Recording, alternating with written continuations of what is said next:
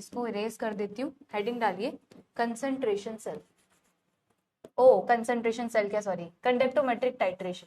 पहले टाइट्रेशन करवा लेती हूँ फिर करवा लूंगी, है ना। तो हेडिंग डालना conductometric titration, conductometric titration, conductometric titration. Titration हमें पढ़नी है और उसमें भी सबसे पहली हेडिंग हमारी होगी कंडक्टोमेट्रिक टाइट्रेशन, जहां से क्वेश्चन आता है, ठीक है। अच्छा देखिए अरसा हो गया तो वाईटी पे देख लिया करो ना भाई, वहां पे तो सेशन होते ही, कोई ना कोई रिकॉर्डेड सेशन अपलोडेड रहता है, देख लिया करो। तुम लोगों की क्लास नहीं होती तो मुझे भी ये फील होता है कि भाई कब होगी क्लास, है कि नहीं भाई। इसलिए मैंने मेरा एक्स्ट्रा एडिशनल सेशन रखवा ही लिया आज, बहुत दिन हो गए थे। तुम कभी भी ना परेशान मत हुआ करो, अगर तुमको कुछ बोल के गई हूं तो पक्का से वो चीज होगी। अगर मैंने आपको ये बोला था कि मैं एक्स्ट्रा सेशन लूंगी आपका, तो बिलीव रखा करो मैम ने बोला है तो वो हो जाएगा। ऐसे अगर पीवाईक्यू सेशन या डाउट सेशन के लिए मैंने कमेंट कर दिया है तो फिर वो मैं फुलफिल करूंगी, वेदर मुझे संडे को क्यों ना लेना पड़े, है कि नहीं। इसलिए शांति रखा करो।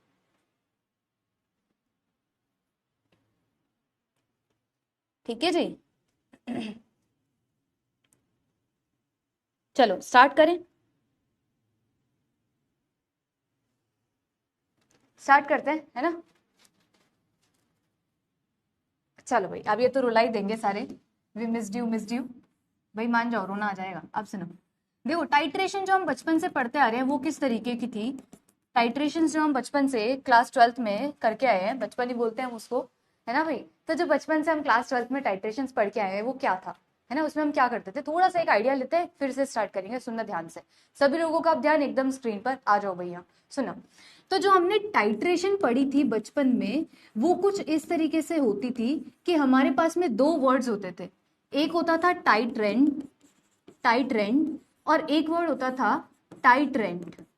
एक क्या होता था, टाइट्रेंड। मतलब क्या है इनका, कि एक तो होता था आपके पास में नोन और एक होता था अननोन सॉल्यूशन, जिसकी कंसंट्रेशन हमें नहीं पता होती थी, है ना। दो चीजें होती थी हमारे पास में, एक तो होता था एक ये सोल्यूशन, लेट सपोज अगर मैंने बोल दिया कि ये HCl है, ये कोई एसिड है ना। लेट सपोज मैंने बोल दिया ये कोई एसिड है और इसमें मैं जो टाइट्रेशन करवा रही हूँ वो किसी पर्टिकुलर बेस की, फॉर एग्जाम्पल NaOH की मैं यहाँ पे क्या करवा रही हूँ, इससे टाइट्रेशन करवा रही हूँ। टाइट्रेशन का बेसिक मकसद जो होता था ना, वो ये होता था कि एक नोन कंसंट्रेशन, एक अननोन कंसंट्रेशन, तो वो अननोन कंसंट्रेशन हमें फाइंड करनी होती थी। याद है ना कि वो ड्रॉप ड्रॉप गिरता था उसमें, बोलते थे पिंक कलर सोल्यूशन कब बनेगा, और फिर एक ड्रॉप दो ड्रॉप एक्स्ट्रा गिर जाती थी, बोलते आ गया यही है ना। बता देता था पड़ोसी हमारा कि इस पे आएगा, हाँ ठीक है 12 पे आएगा, ठीक है 12 पे सेट कर दिया, आ गया पिंक कलर आ गया मैम, वहां पे बोलते थे जाके। एक्चुअली वही टाइट्रेशन है ये। टाइट्रेशन में होता क्या था ना, कि हम अननोन कंसंट्रेशन को फाइंड करते थे, जहां पे सभी को याद आ रहा होगा कि हम फॉर्मूला लगाते थे M1V1 इक्वल्स टू M2V2, याद है। इसमें फॉर्मूला लगता था M1V1 इक्वल्स टू M2V2, जिसका मतलब ये हुआ कि अगर ये कोई नोन वॉल्यूम है, अगर ये सपोज करो कोई अननोन कंसंट्रेशन है, जो कंसंट्रेशन हमें नहीं पता, अगर ये अननोन है, ये भी नोन ये भी नोन ये भी नोन, तो बस अननोन कंसंट्रेशन यहाँ से निकल सकती है, जहां पे आपकी टाइट्रेशन ओवर होती है। एकदम सही है ना। वहां से हमें फॉर्मूला लगा के अननोन कंसंट्रेशन को फाइंड कर लेते थे। अब ये तो हमने पहले पढ़ लिया, है ना, ये तो हमने पढ़ लिया, कोई बात नहीं, जिसने नहीं भी पढ़ी टाइट्रेशन कोई दिक्कत नहीं है, तुम तो यहाँ समझो, सब समझाऊंगी मैं, एक एक पॉइंट समझाऊंगी, ठीक है। अब सुनना क्या होता था ना, ये टाइट्रेशन तुमने पढ़ ली, अब यहाँ क्या पढ़ना है। अब ये वर्ड कंडक्टोमेट्रिक क्या है, टाइट्रेशन तो ठीक है कि ऊपर एक ब्यूरेट लेते थे, नीचे हम एक बीकर में सोल्यूशन लेते थे, उससे ड्रॉप बाय ड्रॉप जो भी सोल्यूशन दिया है वो इसमें गिरता था, और एक न्यूट्रलाइजेशन पॉइंट आता था जहां पे ऊपर वाली और नीचे वाले सोल्यूशन रिएक्ट कर जाते थे और रिएक्शन कंप्लीट हो जाती थी। इसको बोलते हैं टाइट्रेशन, सही है। अब बस वो हम फाइंड करते थे वो कौन सी पर्टिकुलर कंसंट्रेशन है जहां पे ये मैच हो रहा है, इसकी वॉल्यूम, ऊपर वाले की कंसंट्रेशन, ऊपर वाले की वॉल्यूम, इसकी कंसंट्रेशन, इसकी वॉल्यूम, और ऐसे करके हम ये चीज करवाते थे, कैलकुलेशन चलती थी फिर, सिंपल है ना। नहीं किया तो भी कोई दिक्कत नहीं है, मैंने भी नहीं किया, मस्त। अब सुनो, तो होता क्या था ना, अब टाइट्रेशन तो ठीक है समझ गए, कंडक्टोमेट्रिक से हमारा मतलब क्या है, कंडक्टोमेट्रिक टाइट्रेशन से हमारा मीनिंग क्या है।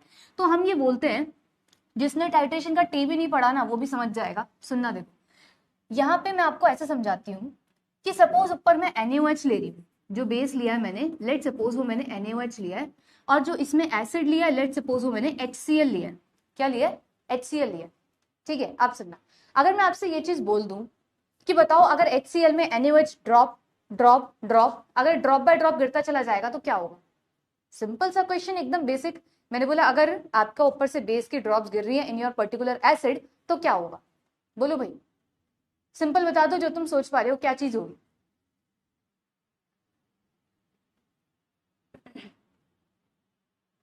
टाइट्रेशन होगी, ठीक है, टाइट्रेशन हो रही है। तो जो टाइट्रेशन 12th क्लास में जैसे पढ़ी थी, जिसकी कैलकुलेशन करी थी ना हम लोगों ने, वो वाली कैलकुलेशन वाली टाइट्रेशन ये है नहीं, है ना?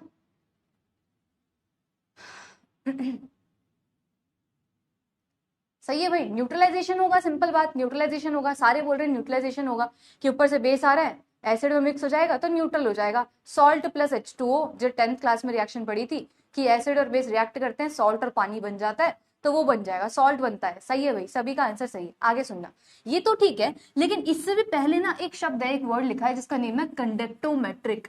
क्या लिखा है? कंडक्टोमेट्रिक। इसका मतलब क्या है? इसका सिंपल मतलब है कंडक्टेंस। इसका मतलब क्या है? Simple conductance. अब आप एक एक करके ना यहाँ पे पहले तो दो तीन लाइन छोड़ देना इसके डेफिनेशन के लिए।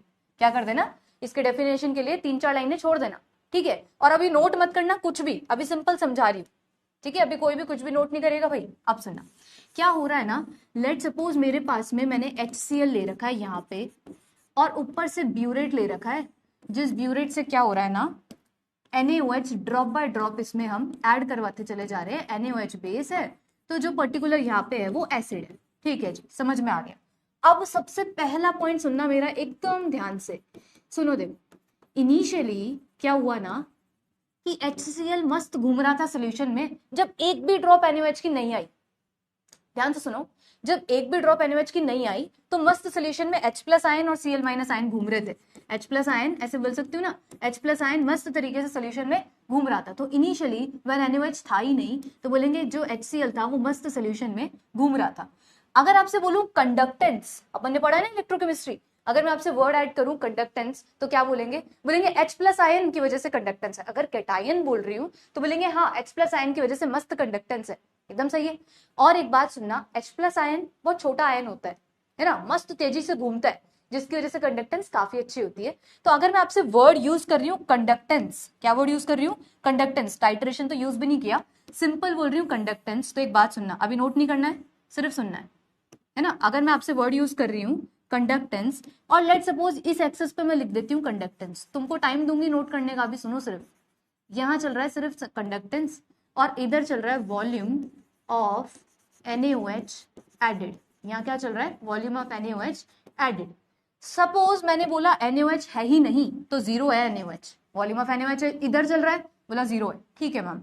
तो फिर मैम कंडक्टेंस ना H+ आयन की वजह से है, और H+ आयन छोटा सा आयन है, मस्त घूमता, हाई मोबिलिटी, तो कंडक्टेंस इसका काफी ज्यादा होता है। तो मान लेते हैं कहीं टॉप नॉच यहाँ ले लिया कि कंडक्टेंस बहुत ज्यादा है। डन है भाई, सभी को क्लियर है? एक पॉइंट तो एकदम सही है कि अगर कंडक्टेंस की बात करोगे तो बोलेंगे कंडक्टेंस है ड्यू टू, कंडक्टेंस है ड्यू टू H+ आयंस। एकदम सही है ना? चलो भाई, ये हुआ क्लियर। अब सुनना आप नेक्स्ट बार। फिर सपोज करो दूसरा पॉइंट, मैंने थोड़ा सा ड्रॉप ना ऐड किया, किसका ऐड किया? NaOH का, एडिंग NaOH। अब मैं ऊपर से ड्रॉप बाय ड्रॉप करके NaOH को ऐड करती चली जा रही हूँ, एक ड्रॉप आई NaOH की, तो पता क्या हुआ?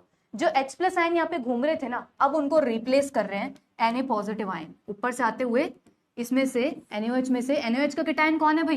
बोलेंगे इसका कैटायन है Na+। इसका मतलब H+ आयन को अब कौन रिप्लेस कर रहा है? Na+ ion. भीड़ हो रही है ना भाई? फिर ऊपर से आया Na+, कौन रिप्लेस कर रहा है? Na+ ion. It means ma'am, अगर सपोज एक ड्रॉप भी ऊपर से बेस की आ गई और आपने एसिड ले रखा था, तो थोड़ा सा H+ न्यूट्रलाइज हो गया, हल्का सा, एक ड्रॉप गायब हो गई, ठीक है, मतलब थोड़ा सा H+ गायब हो गया, ठीक है।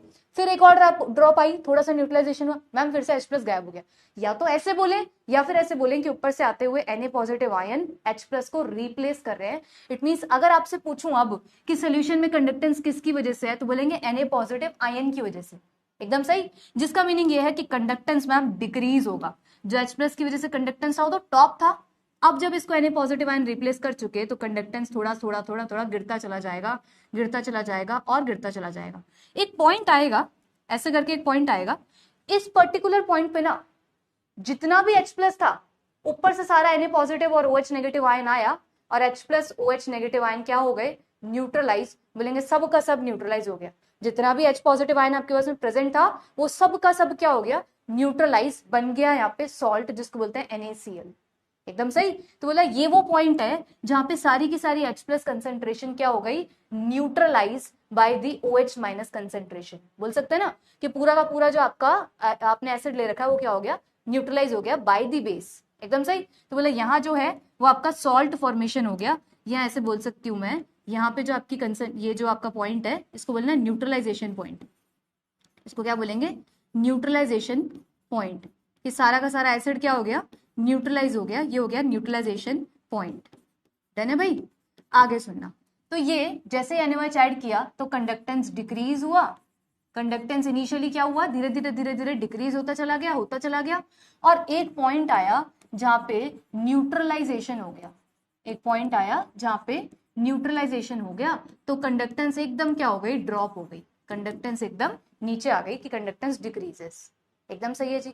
आगे सुनो, अब व्हाट इफ, आपसे क्वेश्चन चल रहा है मेरा, व्हाट इफ न्यूट्रलाइजेशन हो गया, सारा H प्लस कंज्यूम, ठीक है, अब बताओ अगर फिर से ऊपर से बेस तो मैं रुकी नहीं रही, ऐड करे जाऊं तो क्या होगा, बताओ। पहले तो एसिड था, सबसे फर्स्ट कंडीशन, जैसे ही NaOH आया H plus ion replaced by Na positive ion, conductance decreases. सही है एकदम। तो कंडक्टेंस डिक्रीज। एक पॉइंट आया जहां सारा एसिड न्यूट्रलाइज हो गया, तो बोला ये वो पॉइंट है जहां पे न्यूट्रलाइजेशन हो गया। सही है। अब सारा का सारा एसिड क्या बन चुका, बेस से न्यूट्रल होके सॉल्ट बन चुका। ठीक है, अगर अभी भी कंसिस्टेंसली मैं ऊपर से बेस को ऐड करती जाऊंगी तो क्या होगा, अगर बेस आता चला जाए तब क्या होगा, बोलो भाई।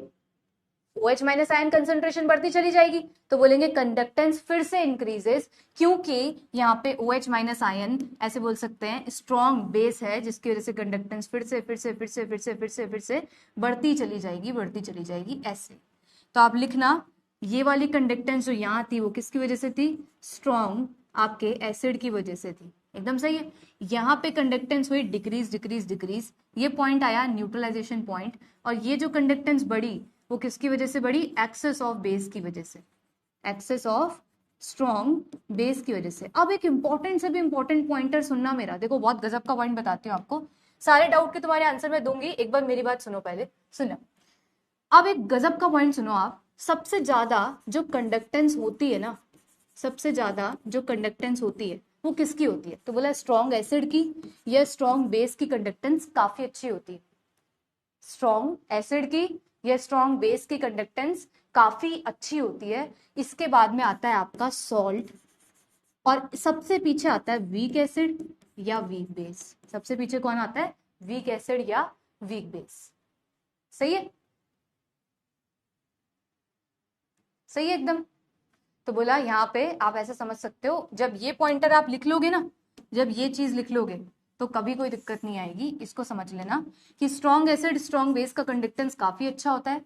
इसके बाद में आता है आपका सॉल्ट, और सबसे पीछे आता है आपका वीक एसिड वीक बेस, क्योंकि इनके तो आयंस ही बहुत कम बनते हैं, तो कंडक्टेंस तो कम होनी है ऑब्वियसली। समझ में आई बात।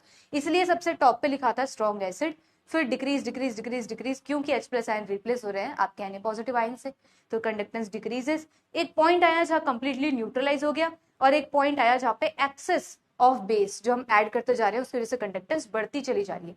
अब सुनना कि मैंने ये पीछे, इसको नोट करने के लिए समय दूंगी, शांति। अभी ये जो पीछे मैंने गैप छुड़वाया था, यहाँ पे स्पेस छुड़वाई थी आपको कि यहाँ कुछ लिखना है हमें, वो क्या था सुनना। कंडक्टोमेट्रिक टाइट्रेशन का मतलब क्या है, इसका मीनिंग सुनो एक बार ध्यान से, कल को आपके काम आएगा। कंडक्टोमेट्रिक टाइट्रेशन का मतलब ये होता है कि जैसे जैसे टाइट्रेशन चल रही है ना, तो कंडक्टेंस इस पर्टिकुलर बीकर में, कोनिकल फ्लास्क में, इस पर्टिकुलर चीज में कंडक्टेंस कैसे बदल रही है। समझ रहे हो, हमारा फोकस, जो पॉइंट ऑफ फोकस है वो ये बीकर है, वो ये कोनिकल फ्लास्क है। कहने का मतलब है जैसे जैसे ऑनगोइंग टाइट्रेशन हो रही है, जैसे जैसे टाइट्रेशन प्रोसीड कर रही है, वैसे वैसे कंडक्टेंस कैसे बदल रही है, इसी को बोलते हैं कंडक्टोमेट्रिक टाइट्रेशन। कि with titration change in conductance को हम पढ़ा करते हैं। समझ गए, पहले मीनिंग सुन लो, बाद में पूछ लेना डाउट भाई, सुन लो एक बार शांति से।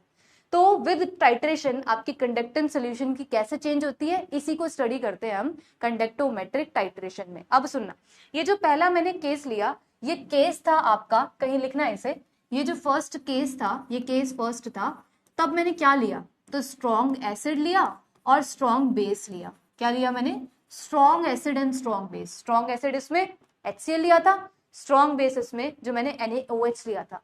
जैसे मैंने टाइट्रेशन कराई एसिड और बेस की, ऑब्वियसली न्यूट्रलाइजेशन तो होगा, लेकिन उससे भी पहले क्या चेंज आएगा। देखो एक बात गजब की सुनना, अगर कोई कंडक्टेंस वर्ड जोड़ता ही नहीं ना, अगर कोई मुझे कहता ही नहीं कंडक्टेंस, तो मैं सिंपल टाइट्रेशन कराती। टाइट्रेशन में कोई भी नहीं देखता ये कर्व, और टाइट्रेशन में सिंपल देखते वो कौन सा पॉइंट है जहां पे न्यूट्रलाइजेशन आ गया, ये वो कौन सा पॉइंट है जहां पे एसिड बेस को न्यूट्रलाइज कर गया। वहां पे उनको सीधा मतलब होता किससे, न्यूट्रलाइजेशन पॉइंट से। बट अभी मैंने एक वर्ड ऐड कर दिया इस टाइट्रेशन में, और वो है कंडक्टोमेट्रिक, जिसका मीनिंग है कि विद टाइट्रेशन इस सोल्यूशन की कंडक्टेंस कैसे चेंज हो रही है। तो यहाँ पे जो मैंने ग्राफ बनाया है, इसमें हम यही स्टडी कर रहे हैं कि यहाँ पे वॉल्यूम ऐड करते जा रहे हैं NaOH का, वॉल्यूम ऑफ NaOH एडेड, और इधर चल रही है कंडक्टेंस, कि जैसे जैसे NaOH की वॉल्यूम ऐड हो रही है ना, जैसे जैसे इसमें NaOH की ड्रॉप गिर रही है, इस पर्टिकुलर सोल्यूशन की कंडक्टेंस का क्या हो रहा है, इंक्रीज हो रहा है with adding volume of NaOH। क्या इसका कंडक्टेंस इस सोल्यूशन का इंक्रीज हो रहा है, डिक्रीज हो रहा है, या चेंज ही नहीं आ रहा। तो बोलेंगे पहले ये तो बताओ इनिशियली क्या था, तो बोला इनिशियली कंडक्टेंस काफी अच्छी थी, काफी हाई थी, ठीक है। वो किसकी वजह से थी, जब एक भी ड्रॉप NaOH की थी ही नहीं, एक भी ड्रॉप NaOH की थी नहीं, तो कंडक्टेंस कैसा था, बोला काफी बढ़िया था, यहाँ पे था एकदम टॉप नॉच था, ठीक है भाई। जैसे जैसे NaOH ऐड करते चले गए, decrease decrease decrease decrease decrease, एक पॉइंट जहां पे कंप्लीट न्यूट्रल हो गया, हट गया HCl, अब है ही नहीं, कंप्लीटली न्यूट्रलाइज। अब कौन है, बोलेंगे अब एक्सेस ऐड कर रहे हैं वॉल्यूम ऑफ NaOH, तो फिर से कंडक्टेंस बढ़ेगी बढ़ेगी बढ़ेगी बढ़ेगी बढ़ेगी। क्यों बढ़ेगी भाई, क्योंकि हम ऊपर से ऐड कर रहे हैं strong base that is NaOH। तो NaOH की सुनना, NaOH है आपका स्ट्रॉन्ग बेस और HCl भी आपका स्ट्रॉन्ग एसिड। स्ट्रॉन्ग एसिड या स्ट्रॉन्ग बेस की कंडक्टेंस काफी हाई होती है, समझ गए। तो ये जैसे जैसे टाइट्रेशन चल रही थी ना, वैसे वैसे मैंने कंडक्टेंस का चेंज को नोट कर लिया, और यही हम स्टडी करते हैं इन द कंडक्टोमेट्रिक टाइट्रेशन। अब आप अच्छे तरीके से इसको एक बार लिख लो, और मैं डेफिनेशन लिखवाती हूँ, ठीक है। फिर मैं पीछे यहाँ पे आके इसकी डेफिनेशन, जो यहाँ पे स्पेस छोड़ी थी ना, यहाँ पे डेफिनेशन लिखते हैं, वो रीड करोगे ना एकदम बढ़िया दिमाग में सेट हो जाएगा कहना क्या चाहती हूँ। चलो पहले नोट कर लो, जगह छोड़ दो ना 3-4 लाइन डेफिनेशन की, फिर इसे नोट करो। क्या मैम 10 ml NaOH की नीड होगी 10 ml HCl को न्यूट्रलाइज करने के लिए, बिल्कुल सिद्धि, है ना। मोल कंसेप्ट अपन पढ़ते हैं, जहाँ पे क्या बोलते हैं 10 ml कह रहे हो, सुनना देखो सिद्धि एक बात कह रहे हैं, जैसे उन्होंने HCl ले लिया, जैसे उन्होंने NaOH ले लिया, यहाँ से क्या बनता है NaCl बनता है, प्लस H2O बाहर होता है, यही तो होता है, ठीक है। इनिशियली जब बात करती हूँ, जब HCl और NaOH आप ले रहे हो, इनिशियली सुनना, जब टाइम ले लो 0, जब सिद्धि कह रहे हैं 10 ml NaOH है, वो कह रहे हैं लेट सपोज, तो 10 ml NaOH है। अब ये तो आपने मुझे वॉल्यूम बताइए, अगर मैंने लिया 10 ml HCl, ठीक है, और सपोज कर लो 0.1 m, आपने मुझे मोलैरिटी बता दी, जब इनटू करूंगी तो ये आएगा 1 मिलीमोल। मोल कंसेप्ट पढ़ते हो कि नहीं, इसको बोलते हैं 1 मिलीमोल। मोलैरिटी और ये ml में लिया है, तो जब इनटू करके मिलीमोल्स निकालोगे, ये मोल्स नहीं आते मिलीमोल्स आते हैं। क्यों आते हैं मिलीमोल्स, क्योंकि यहाँ पे जो वॉल्यूम लिए वो ml में लिए ना, लीटर्स में लेती तो मोल्स बोलती, सही है। बोलेंगे इसका आएगा 1 मिलीमोल, जब ये था ही नहीं, तो जब NaOH है ही नहीं तो प्रोडक्ट भी कुछ नहीं बनना, तो जो प्रोडक्ट देख रहे हो वो भी है ही नहीं, ठीक है।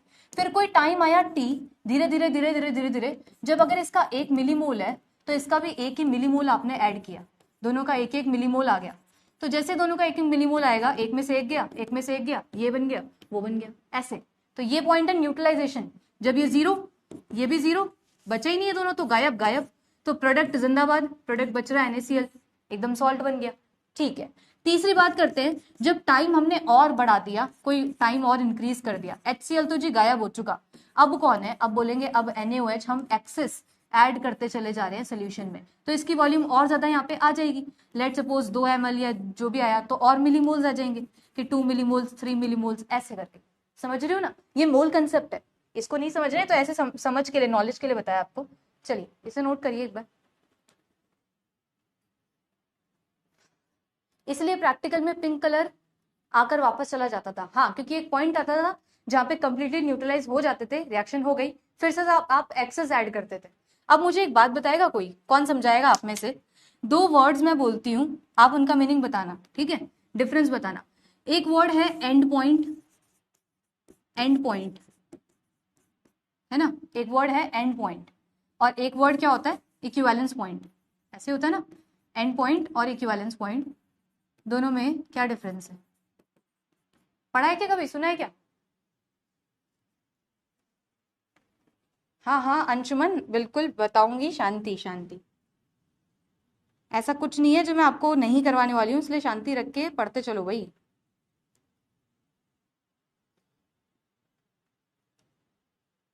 एंड पॉइंट और इक्विवेलेंस पॉइंट का डिफरेंस मुझे कौन बताएगा भाई?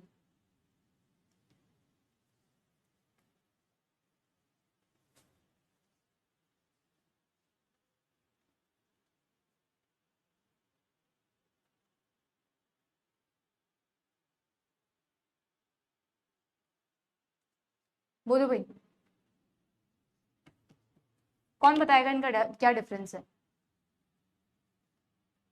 ये शायद लगा के आंसर मत किया करो, एग्जामिनर भी फिर ऐसे आंसर देगा, मार्क्स दे देता हूँ शायद, है ना भाई। एंड पॉइंट एक्सपेरिमेंटल वैल्यू है, ऐसा नहीं, सिंपल लैंग्वेज में समझाओ क्या होता है, मेरे को ये सब समझ नहीं आता, एक्सपेरिमेंटल है और ये थ्योरेटिकल है, मुझे तो जैसे मैं समझाती हूँ ऐसे समझाओ, अगर मैं भी ऐसे समझाने लगी तो कि एंड पॉइंट एक्सपेरिमेंटल है, मैं सिंपल बोलती हूँ ना ताकि एकदम दिमाग में सेट होता है, वैसी लैंग्वेज में बताओ एंड पॉइंट क्या होता है और इक्विवेलेंस पॉइंट क्या होता है, बोलो भाई।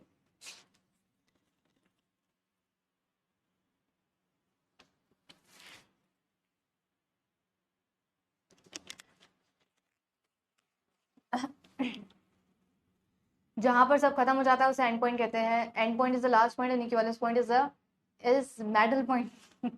चलो सुनना, सुनो भाई सब लोग स्क्रीन पर ध्यान दो, समझाती हूँ, सुनो।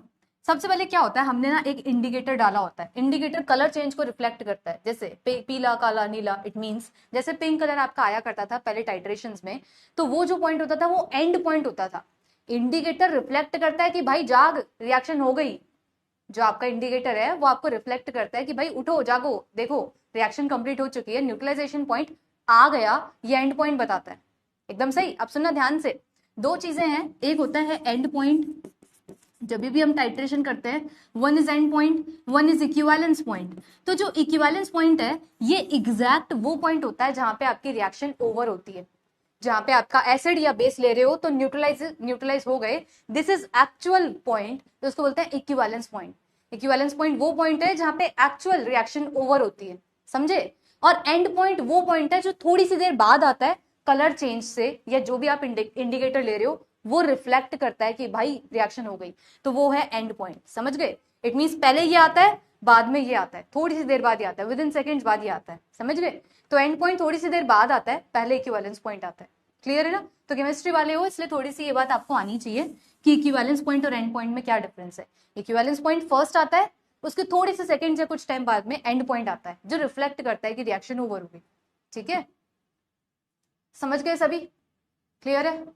तो एंड पॉइंट कलर चेंज से देखते हैं अपन, जो भी रिस्पेक्टिव आपने इंडिकेटर लिया उसका कलर चेंज होता है एंड पॉइंट पे,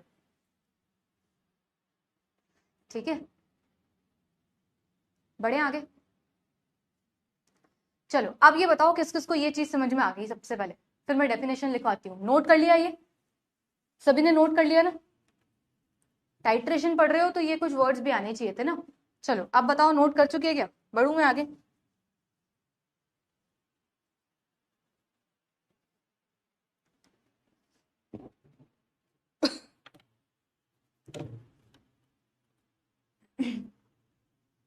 नोट कर लिया, चलें आगे, सभी ने नोट कर लिया क्या, मैं डेफिनेशन लिखवा दूं।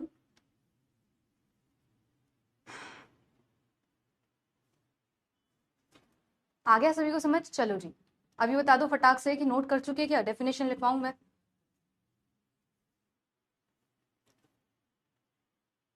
चलो चलो लिखना फिर,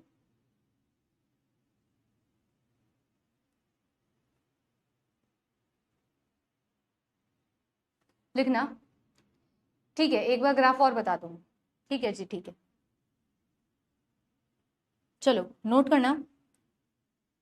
it is based on the fact, लिखो एक बार, छोटी सी डेफिनेशन लिख दो जो आपके रिवीजन में काम में आ जाएगी। देखो क्या होता है ना, जब रिवाइज करते हैं प्ले बटन तो होता नहीं है कि भाई जाके और मैं वहीं की वहीं आपके प्रकट हो जाऊं और बोलने लग जाऊं, वो चीज होती नहीं है, इसलिए अच्छा अपनी लैंग्वेज में कोई ऐसी लाइन लिख ले जो रिवीजन के टाइम पे सारा कुछ याद दिला दे, है ना। इसलिए एक छोटी सी डेफिनेशन लिखना, ज्यादा फालतू बकवास थ्योरी में मैं भी बिलीव नहीं रखती, बस थोड़ी सी डेफिनेशन लिख लेते हैं कि it is based on the fact, it is based on the fact that during titration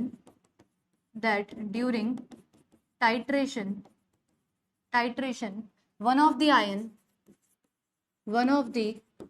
ion is replaced, और उसको पढ़ना भी, जब मैं एक बार लिख लूँ ना पूरा फिर पढ़ना, is replaced by some other ion, one of the ion is replaced by some other ion, so conductance लिखना is replaced by other ion and the conductance, सब सारे ग्राफ बनाएंगे, मैक सारे बनाएंगे अभी शांति, and the conductance of both ions are different, लिखना, and the conductance of both the ions are different, conductance of both the ions are different, दो एक ion दूसरे आयन से रिप्लेस हो रहा है और दोनों की कंडक्टेंस अलग अलग है, जिसकी वजह से लिखना which results into, ऐसे लिख लो, which results into varying, बदलती हुई, varying conductance as the titration is carried out,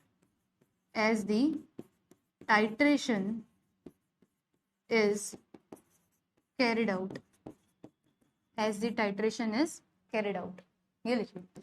अब इसको पढ़ो और बताओ किस किस को डेफिनेशन क्या बोल रही है समझ में आया, किस किस को डेफिनेशन क्या बोल रही है समझ में आया, ये बताओ, बोलो भाई, फटाक से आंसर करा करो क्लास में ताकि मैं आगे बढ़ूं, टाइम नहीं वेस्ट होए। लिखा हुआ है कि it is based on the fact, conductometric titration इस फैक्ट पे बेस्ड है कि ड्यूरिंग टाइट्रेशन एक आयन दूसरे आयन से रिप्लेस होता है और दोनों का कंडक्टेंस अलग अलग है। अगर H+ आयन है, एक Na पॉजिटिव आयन है, दोनों का कंडक्टेंस डिफरेंट है, जिसकी वजह से अगर एक आयन दूसरे आयन से रिप्लेस हो रहा है तो कंडक्टेंस बदलेगा ना, और उसे ही हमें पढ़ना है कि जैसे जैसे टाइट्रेशन हो रही है आपके बीकर का या इस पर्टिकुलर सोल्यूशन का कंडक्टेंस कैसे बदल रहा है। सही है, ये डेफिनेशन है जो आपको समझा देगी, सारी चीजें रिवाइज करवा देगी, समझ गए ना। तो एक तरीके से ये एप्लीकेशन है, जो आपने कंडक्टेंस पढ़ा था उसकी एप्लीकेशन है ये। चलो आगे, तो बस यहीं से ही आपने पहला ग्राफ बनाया है ना, तो यहीं से ही आपने सबसे पहले अपना पहला ग्राफ बनाया, ये वाला जो किसका था, स्ट्रॉन्ग एसिड और स्ट्रॉन्ग बेस का। चलिए जी आगे, अब बनाते हैं हम दूसरा, अब हम दूसरा कर्व बनाते हैं वीक एसिड और स्ट्रॉन्ग बेस का। सारे कॉम्बिनेशंस बनवाऊंगी, टेंशन नॉट। दूसरा लिखो वीक एसिड और स्ट्रॉन्ग बेस का। चलिए नोट कर लिया सभी ने। कॉमन आयन इफेक्ट क्या होता है मैम, आएगा अजय, आज ही की क्लास में आएगा, शांति।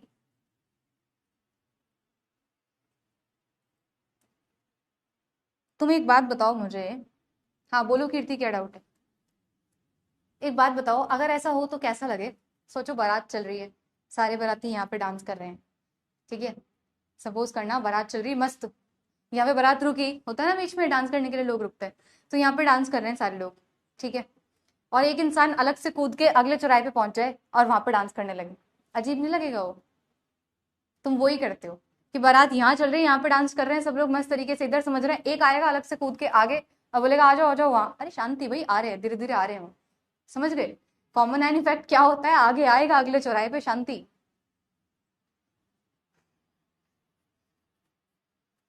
ठीक है, चलो अब पूछो क्या डाउट है।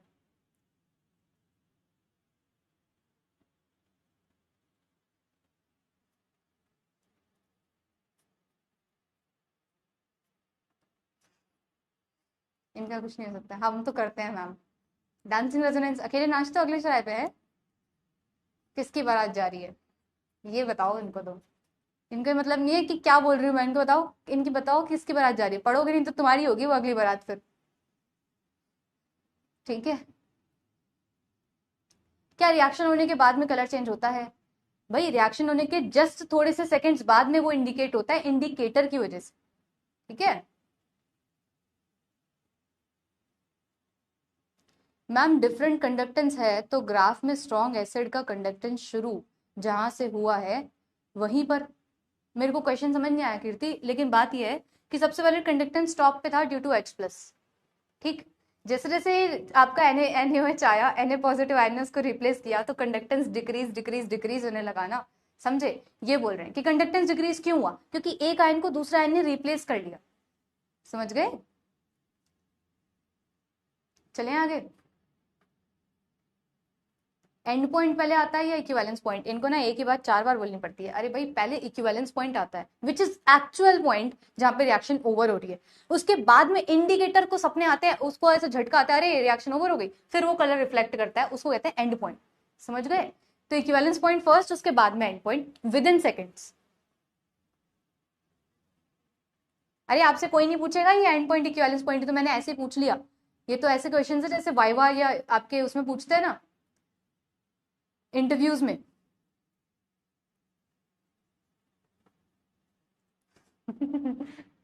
भाई तुम्हारा कुछ नहीं हो सकता। चलो भाई आगे चलते हैं, ये तो जीने नहीं देंगे मुझे। चलो पढ़ते पढ़ते हैं आगे। अभी तक तो ये सुना था कि भाई नहीं पढ़ोगे तो नेक्स्ट दिन मंडप में मिलोगे, है ना जी। और अभी ये बोल रहे हैं कि मम्मी बोलती है नहीं पढ़ोगे तो शादी ही नहीं कराएंगे। हे भगवान, इतनी जल्दी है तुम्हें प्रियांशु। चलो आगे सुनना। नेक्स्ट लिखो strong acid, strong acid, strong acid and weak base. Next लिखना स्ट्रॉन्ग एसिड और वीक बेस। और ये चीज मुझे आप ही बताओगे कि इसमें क्या क्या होगा। Strong acid and weak base, इसमें आप ही समझाओगे मुझे स्टेप बाय स्टेप कि कैसे चलना है, क्या होगा। ठीक है, नोट करना। स्ट्रॉन्ग एसिड एंड, ये इसमें ले लो आप स्ट्रॉन्ग एसिड, या एक काम करो इसमें ले लो वीक एसिड और स्ट्रॉन्ग बेस, है ना। इसमें ऐसे कर लेते हैं, लिखना weak acid and strong base, change कर लेते हैं। वैसे तो सारे केस करने हैं मुझे, लिख लेना इसमें weak acid and strong base. ठीक है, स्टेप बाय स्टेप आप ही बताओगे मुझे क्या करना चाहिए। देखो weak acid and strong base. अब वीक एसिड अपना बेस्ट है एसिटिक एसिड, जिसको हम हमेशा से लेते आए हैं। तो लेट सपोज मैंने एक बीकर लिया, ठीक है, एक बीकर लिया और इस बीकर में ना एक वीक एसिड डाल दिया। क्या लिया मैंने? Weak acid. ठीक है, तो मैंने सबसे पहले आपसे एक बात बोली कि अगर मैंने वीक एसिड लिया, लेट सपोज CH3COOH, मैंने एक वीक एसिड ले लिया, एसिटिक एसिड ले लिया, एक वीक एसिड। ठीक है, आगे सुना। बोलेंगे अब इस एसिटिक एसिड में अगर मैं एडिशन करा रही हूँ एक बेस का, क्या करा रही हूँ? अगर मैं एडिशन करा रही हूँ एक बेस का, और ये बेस कौन सा है? तो बोला ये बेस है आपके पास में स्ट्रॉन्ग बेस। हम क्या कर रहे हैं, धीरे धीरे एक बेस ऐड करवा रहे हैं। यहाँ से आप ले लो स्ट्रॉन्ग बेस। स्ट्रॉन्ग बेस कौन सा लें? अपना बेस्ट है NaOH। तो मैंने बोला एक स्ट्रॉन्ग बेस ले लेते हैं विच इज NaOH, और एक वीक एसिड ले लेते हैं विच इज एसिटिक एसिड। अब एकदम फोकस स्क्रीन पे, पढ़ते टाइम पढ़ाई, मजाक के टाइम मजाक। चलो भाई आ जाओ। अब सबसे पहली चीज इनिशियली, सबसे पहले ले लो आप इनिशियली। मुझे एक बात बताना, कुछ लोग ना इस स्टेप को भूल जाते हैं। आप कभी पढ़ोगे ना कहीं पे भी तो सुनना ध्यान से, इस स्टेप को कुछ लोग भूल जाते हैं। और वो स्टेप कौन सा है? वो स्टेप ये है, लोग ना ऐसे मान लेते हैं कि वीक एसिड है ना तो टूटता ही नहीं है, वीक एसिड है तो टूटता ही नहीं है। आप खुद बताओ मुझे, तुम्हें भी समझ है अब तो कि वीक एसिड होगा, कोई बात नहीं वीक एसिड है, लेकिन टूटता तो है ना। जैसे स्ट्रॉन्ग एसिड 10 आयन बनाता है, 100 आयन बनाता है, कंप्लीट टूटता है, समझ में आता है। लेकिन वीक एसिड के लिए अगर हम ये बोले, अगर वीक एसिड के लिए हम ये बोले कि भाई टूटता ही नहीं है, तो ये तो गलत होगा ना।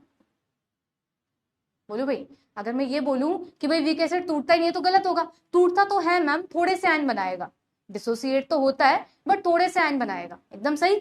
जिसका ये मीनिंग है कि अगर मैंने ऐसे ले लिया CH3COOH, तो आप बोलोगे मैम ये हल्का सा डिसोसिएट होगा क्योंकि ये वीक एसिड है, तो ऐसे बना लेगा CH3COO-। अब लेट सपोज ये 4 आयन्स ही आए थे, थोड़ा सा ही टूटता ना, मान लो थोड़े बहुत ही आयन्स आए थे, क्या इनिशियली इसका कंडक्टेंस ड्रॉप पे होगा क्या?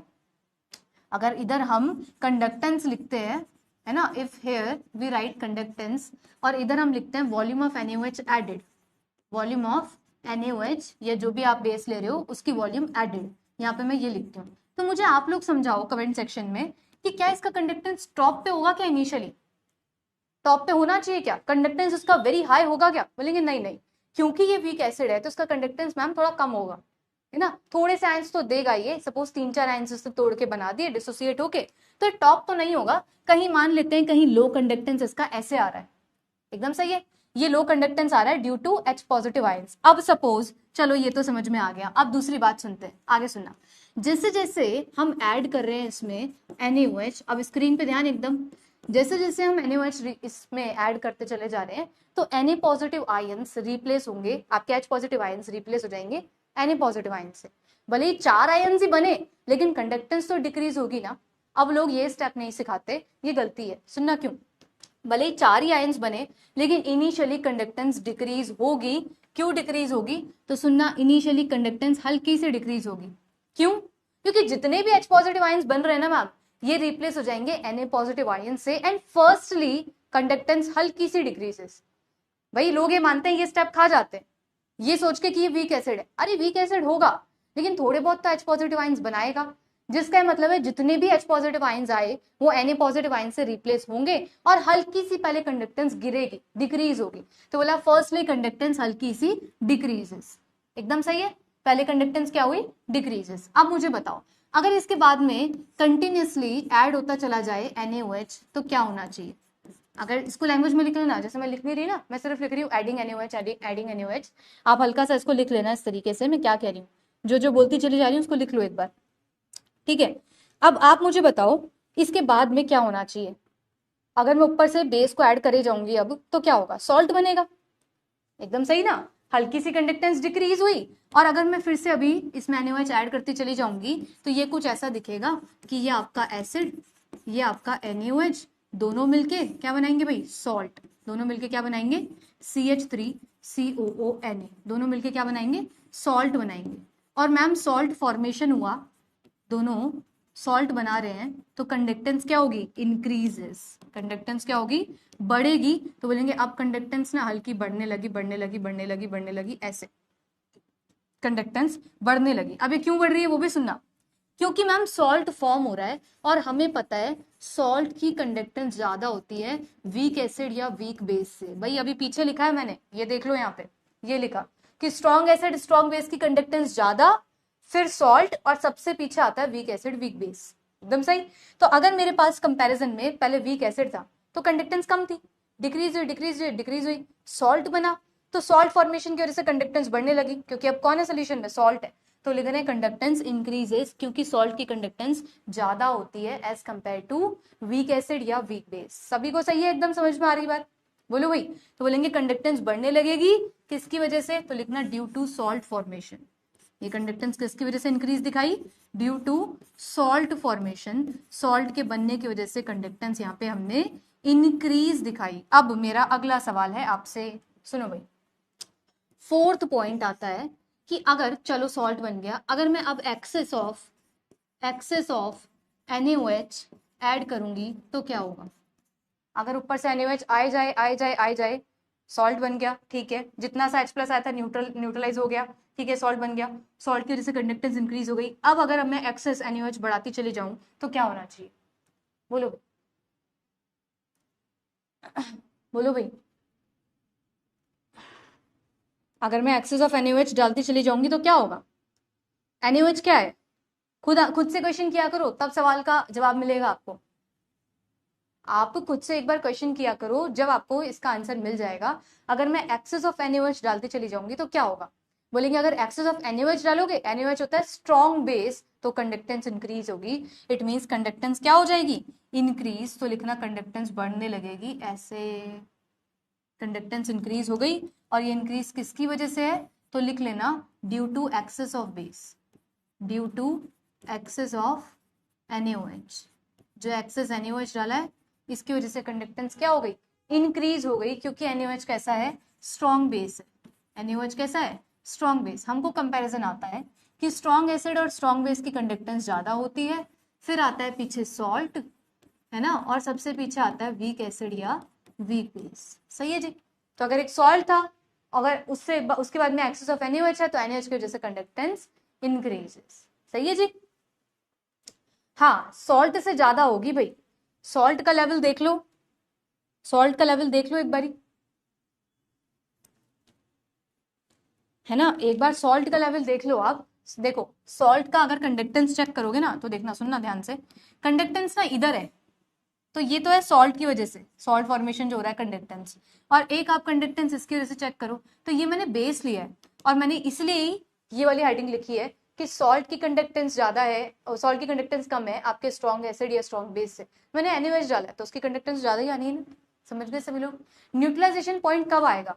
न्यूट्रलाइजेशन पॉइंट एक बात समझाओ मुझे, न्यूट्रलाइजेशन पॉइंट के लिए न्यूट्रलाइज आप किसको कर रहे हो? ऊपर से आ रहा है आपका बेस और एक एसिड है जो आपके सोल्यूशन में प्रेजेंट है। अगर पहले वाला केस देखोगे तो एसिड में बेस डाला था, न्यूट्रलाइजेशन पॉइंट आ गया था, क्योंकि दोनों बराबर की टक्कर के थे, एक स्ट्रॉन्ग एसिड था एक स्ट्रॉन्ग बेस था, न्यूट्रलाइजेशन पॉइंट आपको दिख गया, क्लियरली विजिबल था। अब सुनना, अगर आपके इस बीकर में, इस कॉनिकल फ्लास्क में एक वीक एसिड पड़ा है, एक क्या पड़ा है ध्यान से सुन लेना, फिर डाउट पूछते रहते हो, सुनते नहीं हो। अगर एक वीक एसिड पड़ा है, वीक एसिड थोड़े बहुत H+ बना रहा है गिनती के, क्योंकि ये पार्शियली डिसोसिएट होता है, ये परफेक्टली नहीं टूटता, जिसकी वजह से आपको न्यूट्रलाइजेशन पॉइंट भी नहीं दिख रहा, समझे? सुनना, ये जो पॉइंट था कंडक्टेंस डिक्रीज हुई और ये जो पॉइंट आया था यही कहीं न्यूट्रलाइजेशन पॉइंट है, जिसको बोलेंगे सॉल्ट फॉर्मेशन। यहाँ पे क्या हुआ? Salt formation. और अब ऐसी चीज पीछे क्यों नहीं हुई? देखो एक बार, इसमें क्यों नहीं था ऐसा? बता पाओगे मुझे इसमें क्यों नहीं था ऐसा? इसमें क्लियरली हमने कंडक्टेंस डिक्रीज दिखाई, क्योंकि H+ आयन बहुत सारे थे सोल्यूशन में, सब के सब रिप्लेस हो रहे थे Na+ आयन से, कंडक्टेंस शार्पली डिक्रीज हो रही थी जो विजिबल थी। एक पॉइंट था जो विजिबल था विच वाज न्यूट्रलाइजेशन पॉइंट, यहीं पे सॉल्ट फॉर्मेशन। अब सॉल्ट की वजह से कंडक्टेंस इंक्रीज क्यों नहीं दिखाई?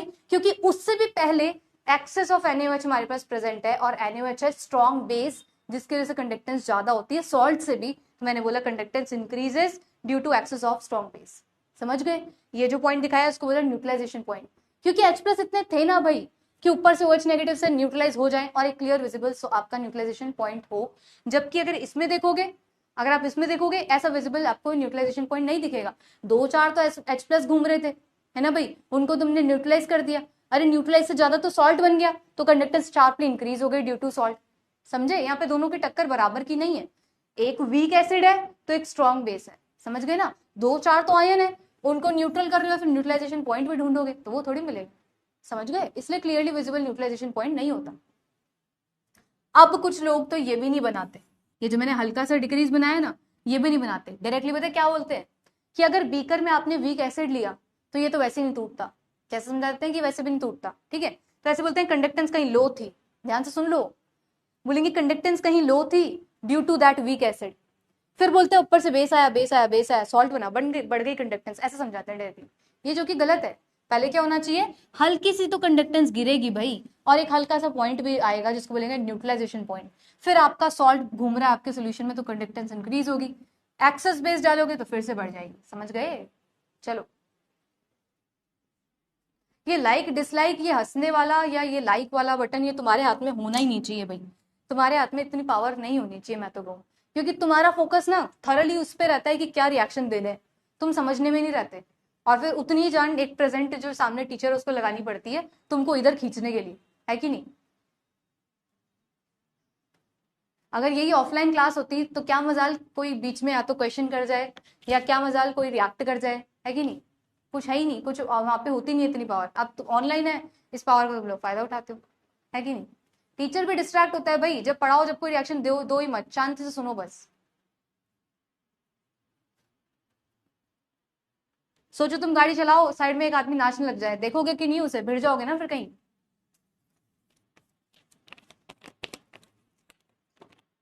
ग्राफ में एंड पॉइंट कैसे दिखेगा मैम? ग्राफ में आपको इक्विवेलेंस पॉइंट दिखता है, परफेक्टली बोलूं तो इक्विवेलेंस पॉइंट दिखता है ना? या कहीं कहीं इसको एंड पॉइंट बोल देते हैं कि एंड पॉइंट दिखेगा। जैसे कि आपसे अगर ये पूछूं इस वाले में न्यूट्रलाइजेशन पॉइंट या एंड पॉइंट, तो बोलेंगे यहाँ पे आ रहा है इस पर्टिकुलर पॉइंट पे, ये पर्टिकुलर वो वॉल्यूम है जिसपे NaOH ने कंप्लीटली न्यूट्रलाइज कर दिया, ऐसे दिखता है, समझ गए?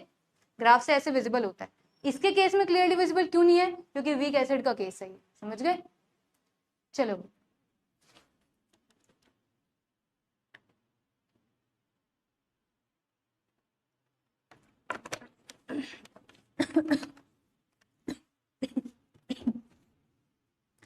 रुक के देखोगे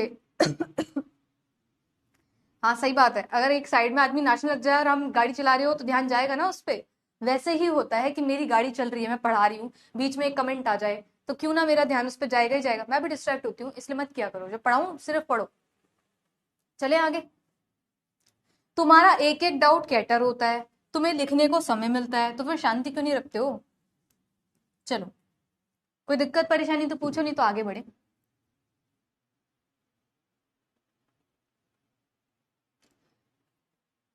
सेकेंड पॉइंट में प्रॉपर लैंग्वेज क्या लिखते हैं मैम? कुछ नहीं कि धीरे धीरे एडिंग आप एनओएच कर रहे हो, as you are adding NaOH, तो इनिशियली तो ये था, and as soon as you are adding NaOH तो कंडक्टेंस फर्स्टली डिक्रीजेस, और फिर कंप्लीटली न्यूट्रल हो गया, न्यूट्रलाइजेशन हो गया तो सॉल्ट फॉर्मेशन। अपनी लैंग्वेज लिख लो, कोई लैंग्वेज नहीं पूछने वाला आपसे, ठीक है?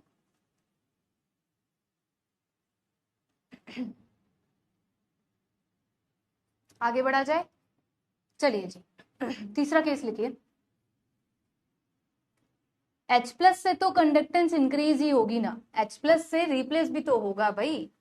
देखो स्नेहा, एक बात बताओ, कौन पूछा ये डाउट, एक बात सुनना। इनिशियली 2-4 H प्लस आइंस थे, और ये इनकी वजह से कंडक्टेंस लो थी, क्योंकि इनिशियली था कौन बीकर में, बोलेंगे वीक एसिड था, तो कंडक्टेंस टॉप पे नहीं लिखी गई, कंडक्टेंस कहीं लोअर पे लिखी गई कि वीक एसिड। 4 H प्लस आइन बना रहा था, उसको भी ऊपर से आया Na पॉजिटिव आइन रिप्लेस कर गया, कंडक्टेंस हल्की सी डिक्रीजेस।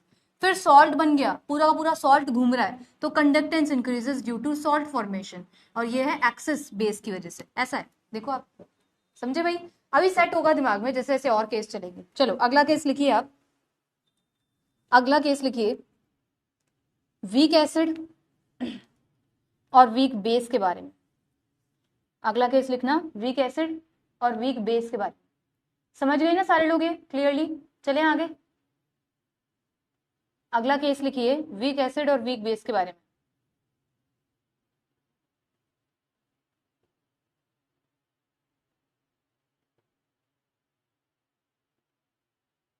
अभिषेक एक बार अगला केस सुनो फिर बताना।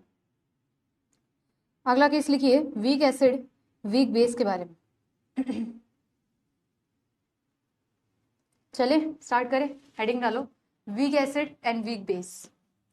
थर्ड केस लिखना वीक एसिड, तीसरा केस अपना weak acid versus weak base, weak acid versus weak base. अब एक बात बताओगे मुझे, अगर एक बीकर ले लिया है जी, इसमें हमने ये इस तरीके से क्या बोलते हैं इसको, ब्यूरेट से हमने ऐड किया, अगर इसमें एक वीक एसिड है ना जी, और टॉप से मैं वीक बेस ऐड कर रही हूँ। वीक बेस कौन होता है, जैसे कि NH4OH, और वीक एसिड कौन होता है, ये तो बड़ा ही फेमस है, CH3COOH, एकदम मस्त। ठीक है चलो स्टार्ट करते हैं।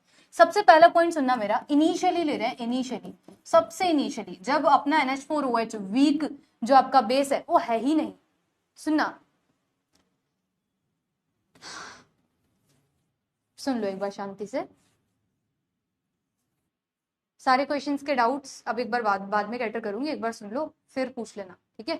चलो, तो बोला अगर इनिशियली मेरे पास में वीक एसिड और वीक बेस है, और ऊपर से एक भी ड्रॉप नहीं आई वीक बेस की, तो क्या होगा? बोलेंगे यही तो है, फिर ठीक है वीक एसिड है। तो आप अच्छी तरीके से बात जानते हो, अभी अभी जैसा ग्राफ बनाया था सिमिलर ही बनाने जा रही हूँ, ध्यान से देखो स्क्रीन पर एक बार, सुना आप मुझे बताओ यहाँ बनाऊं कंडक्टेंस कि यहाँ बनाऊं, नीचे बनाऊं कि ऊपर बनाऊं? यहाँ चल रही कंडक्टेंस, यहाँ क्या चल रहा है कंडक्टेंस, और यहाँ क्या चल रहा है वॉल्यूम ऑफ जो भी बेस है, कौन सा है वीक बेस एडेड। जैसे जैसे हम वॉल्यूम इसकी ऐड कर रहे हैं क्या फर्क आ रहा है, ये वो है। सही है? आप बताओ मुझे कमेंट सेक्शन में कि अभी सिर्फ मेरे पास में इनिशियली वीक एसिड है, वो है ही नहीं, वीक बेस की एक भी ड्रॉप नहीं आई है, तो कंडक्टेंस टॉप पे बनाया जाए कि कंडक्टेंस कहीं नीचे बनाया जाए? बोलो, कंडक्टेंस कहीं टॉप पे बनाऊं यहाँ कि कंडक्टेंस कहीं लोअर बनाऊं? क्या बोलते हो, जल्दी बोलो, नीचे बनाओ, एकदम सही। तो बोलेंगे कंडक्टेंस थोड़ा आप लोअर बॉटम बनाओ। तो ये लो भाई, मैंने यहाँ कंडक्टेंस दिखाई क्योंकि हमारे पास में एक वीक एसिड है, ठीक है? तो ये समझ में आ गया। अब मान के चलो कि वीक एसिड है तो थोड़ा बहुत टूटेगा मैम, जो लोग पॉइंट मिस करते हैं हम नहीं करेंगे, तो हम बोलेंगे मैम हल्का सा ये टूटेगा, 4 आयन ही बनाएगा बट यस बनाएगा, ठीक है जी। अब आपसे मेरा दूसरा सवाल, मैं ऐड कर रही हूँ NaOH में ऐड कर रही हूँ ma'am, H plus ion will be replaced by Na positive ions, तो कंडक्टेंस हल्की सी डिक्रीजेस, सही है जी? तो बोला कंडक्टेंस हल्की सी डिक्रीजेस, हल्की सी, इतनी कि दिखती भी नहीं, मतलब हल्की सी कंडक्टेंस डिक्रीजेस। ठीक है जी, आगे चले। अब अगला पॉइंट सुनना। अब जैसे जैसे इफ यू ऐड मोर, है ना, एडिंग लिखना, कंटिन्यूसली एडिंग मोर, अरे NaOH नहीं है, NH4OH है ना, NH4OH। ठीक है, तो NH4 आपके H पॉजिटिव आयंस को रिप्लेस करेंगे NH4 पॉजिटिव आयंस, तो भी कंडक्टेंस हल्की सी तो डिक्रीजेस। अब सुनना, एडिंग मोर NH4OH, अब मैं कंटिन्यूसली ऊपर से NH4OH ऐड करे जा रही हूँ, तो क्या होगा, सॉल्ट बनेगा मैम। तो बोला अब H+ आयन तो 4 ही थे मैम, वो तो कब के रिप्लेस हो चुके, न्यूट्रलाइजेशन पॉइंट हल्का सा पीछे कहीं आता है, वो तो हो चुका, अब बनेगा सॉल्ट। तो बोलेंगे अगर यहाँ से सॉल्ट बनेगा तो ऐसे लिखना कि CH3COOH में ऐड किया NH4OH, तो यहां से बना CH3COONH4 पॉजिटिव, और यहां से आ जाएगा H2, बन जाएगा। बोलेंगे ये बना हमारे पास में सॉल्ट। क्या बना जी, ये बना हमारे पास में सॉल्ट। बताओ भाई, अब जब सॉल्ट बना है तो कंडक्टेंस क्या इंक्रीजेस डिक्रीजेस कि क्या बोले, बोलो भाई। वीक बेस है मैम, हाँ जी वीक बेस है, गलती से NaOH लिख दिया था, करेक्ट कर दिया है मैंने। अब बताओ भाई, जब मेरे पास में बन गया सॉल्ट तो कंडक्टेंस का क्या, बोलेंगे कंडक्टेंस तो मैम इंक्रीजेस, क्योंकि सॉल्ट बन चुका तो कंडक्टेंस तो इंक्रीजेस। ये लो भाई, मैंने कंडक्टेंस को कहीं इंक्रीज कर दिया। ये किसकी वजह से बड़ी कंडक्टेंस, कोई पूछ ले आपसे ऐसे करके तो उसको समझा देना ड्यू टू सॉल्ट फॉर्मेशन, उसको बता देना भाई सॉल्ट बन गया है आपके बीकर में, इसलिए कंडक्टेंस बढ़ेगी, है ना। ये सारा का सारा यहाँ पे खेल चल रहा है आपके सोल्यूशन में। तो बोलेंगे सॉल्ट बना तो कंडक्टेंस इंक्रीज होगी क्योंकि सॉल्ट बन चुका। ठीक है, सभी लोगों को समझ में आ गया, बढ़िया से बढ़े आगे। अब आता है आपसे नेक्स्ट सवाल, फिफ्थ, कि अगर एक्सेस, चलो सॉल्ट के बाद में तो एक्सेस ऑफ NH4OH अगर मैं ऐड ही करती चली जाऊंगी तब क्या होगा, सॉल्ट बन गया ना, ओके है। अब अगर एक्सेस बेस में ऐड करती चली जाऊं, 3 ऑप्शंस क्रिएट करती हूं, आप बताना। सबसे पहली बात, कंडक्टेंस बढ़ेगी मैम, पहला ऑप्शन है ये। दूसरा ऑप्शन, नहीं नहीं मैम कंडक्टेंस डिक्रीज होगी, ठीक है जी। और तीसरा ऑप्शन, नहीं जी नहीं कंडक्टेंस कांस्टेंट होगी। क्या बोलते हैं, इंक्रीज होगी, डिक्रीज होगी, मतलब कांस्टेंट होगी या डिक्रीज होगी, A B या C। मैंने ऊपर से बेस एक्सेस ऐड करती चली जा रही हूं, अब बताओ कंडक्टेंस का क्या होगा। और ये कौन सा बेस है, बोलना वीक बेस है। ये कौन सा बेस है, वीक बेस है। बस, इंक्रीज या डिक्रीज, बोलो भाई।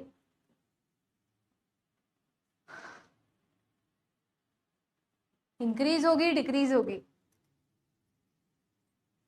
Decrease decrease decrease decrease decrease decrease, ऐसे चल रहे हैं डिक्रीज, माइनर घटेगा मैम, डिक्रीज कंडक्टेंस। चलो भाई आप सुनना, ना ही तो इंक्रीज ना ही तो डिक्रीज, इट मींस कांस्टेंट जाएगी। क्या जाएगी, कांस्टेंट। क्या जाएगी जी, कांस्टेंट जाएगी।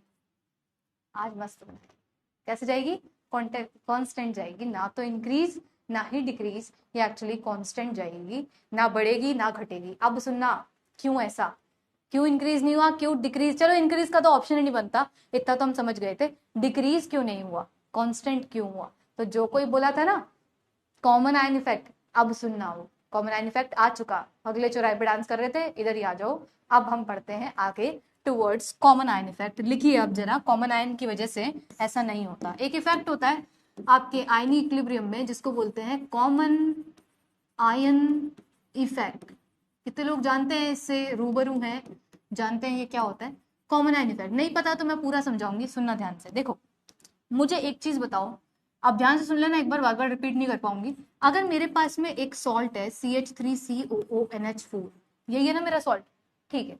तो बोलेंगे अगर सॉल्ट इस तरीके से टूटता है कि CH3COO नेगेटिव और NH4 पॉजिटिव, आपसे मेरा क्वेश्चन है, सॉल्ट तो कंप्लीटली टूटता है ना भाई, बोलो सॉल्ट तो कंप्लीटली टूटता है, बोलेंगे सॉल्ट तो कंप्लीटली टूटता है कि CH3NH4 अगर आपने ले लिया, सॉरी CH3CONH4 पॉजिटिव अगर आपने ले लिया, कंप्लीटली टूटेगा मैम, और ये चला जाएगा CH3CO नेगेटिव NH4 पॉजिटिव में। ये है जी सॉल्ट, ये है आपका सॉल्ट, देखिए इसको ध्यान से, ये है सॉल्ट।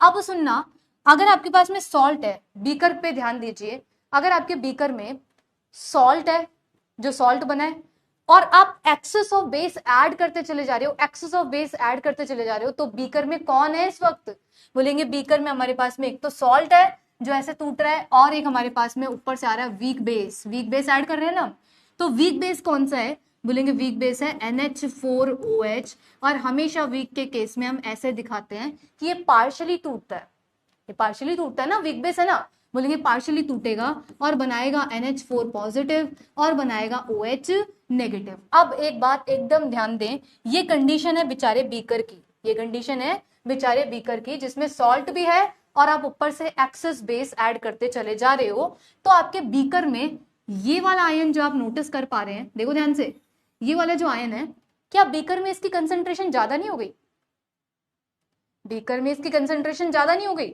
भाई, एक तो सॉल्ट तोड़ रहा है उससे भी ये आ रहा है ना, सॉल्ट तोड़ रहा है उससे भी ये आ रहा है, और वीक बेस भी थोड़ा टूटता है उससे भी थोड़ा बहुत आ रहा है, तो कुल मिला के इसकी कंसेंट्रेशन ज्यादा नहीं हो गई भाई, विद इन बीकर ज्यादा नहीं दिख रहा है, ये दिख रहा है ना, तो बोलेंगे विद इन बीकर जो हमारे NH4 पॉजिटिव आयन है इसकी कंसेंट्रेशन तो मैम ज्यादा दिख रही है, इसका मतलब इसी को कहते हैं कॉमन आयन इफेक्ट। अभी क्या इफेक्ट डालेगा उसको समझेंगे, इसे बोलते हैं कॉमन आयन, ये होता है कॉमन आयन, इसका एक एक वर्ड का मीनिंग होता है, यहाँ लिखा है कॉमन आयन इफेक्ट, सुनो ध्यान से, ये है जी वो कॉमन आयन जिसकी कंसेंट्रेशन ज्यादा होगी।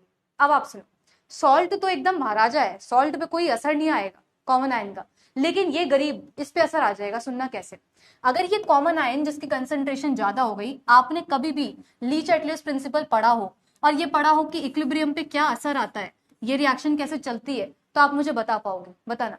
अगर किसी आयन की कंसेंट्रेशन ज्यादा हो जाए, प्रोडक्ट साइड में अगर कंसेंट्रेशन ज्यादा हो जाती है, तो लीच-एटलियस क्या बोलता है, उल्टे भागो, इट मींस वो पीछे की साइड आएगा, सही है ना।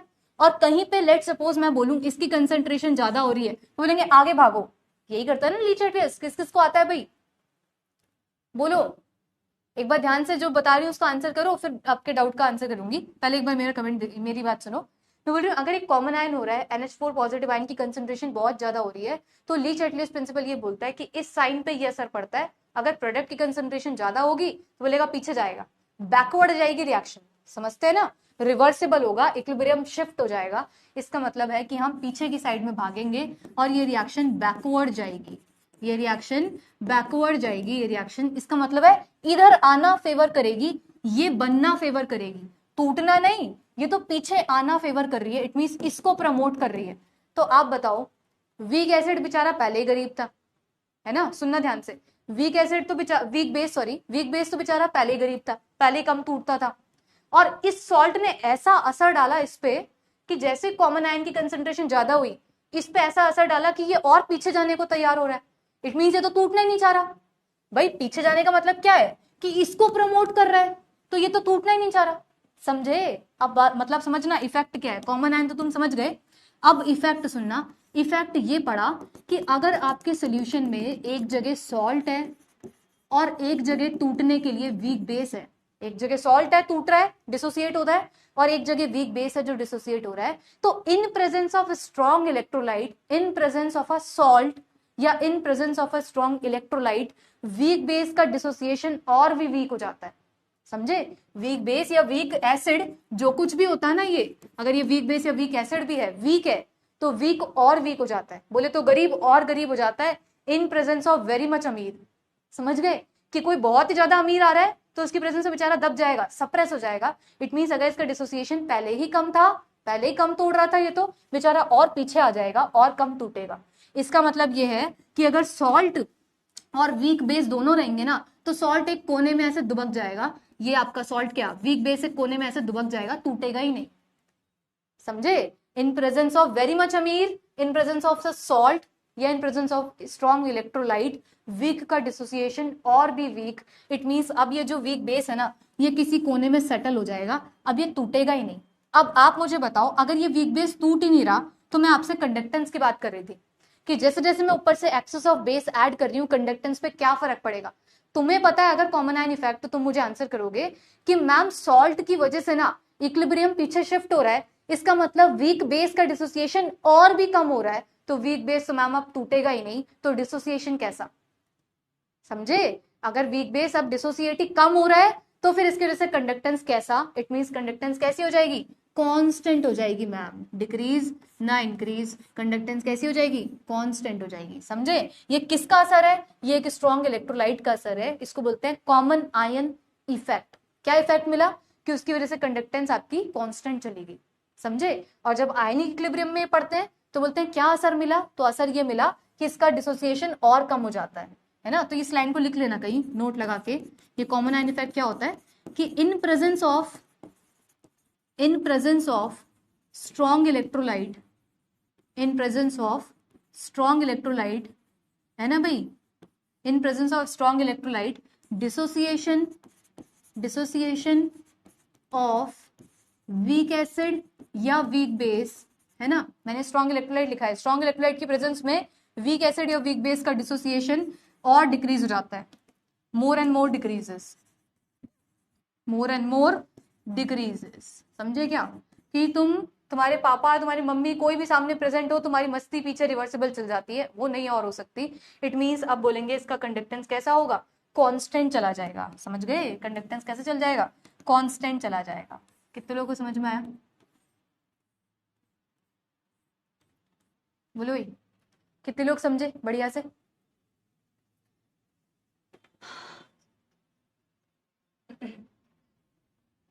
है ना कि सॉल्ट की वजह से तो कंडक्टेंस बढ़ा ही था, अब सॉल्ट के प्रेजेंस में वीक बेस और नहीं टूट पाएगा तो कंडक्टेंस कांस्टेंट, हम उसकी वजह से कंडक्टेंस डिक्रीज इंक्रीज मानते ही नहीं है, बोलते हैं कांस्टेंट हो जाएगी। देन भाई इसको बोला जाता है common ion effect, common ion का इफेक्ट पड़ गया। कितने लोगों को बढ़िया से बात समझ में आ गई मेरी,